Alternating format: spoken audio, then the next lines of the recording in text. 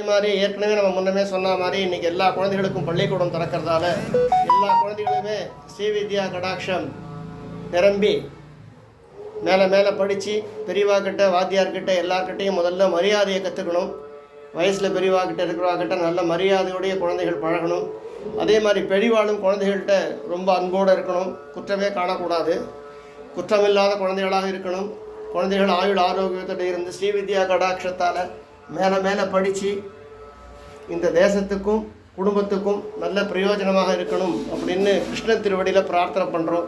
ஹரே கிருஷ்ணா ஹரே கிருஷ்ணா ஹரே கிருஷ்ணா. அப்புறமேனுக்கு ஆசீர்வாதங்கள். பல 4 வேதங்களையும் படித்து இந்த தேசத்துக்காக ஒரு வேத பாராயண வித்வா வரணும். அதே சமயத்தில் அறிவியல் நுட்பமாகவும் உலகளாவிய அறிவியலை பெறணும் அப்படின்னு ஸ்ரீ கிருஷ்ண பரமாத்கிட்ட வேண்டிட்டு அந்த குழந்தைய ஆசீர்வாதம் பண்ணுறோம். ஹரே கிருஷ்ணா ஹரே கிருஷ்ணா ஹரே கிருஷ்ணா.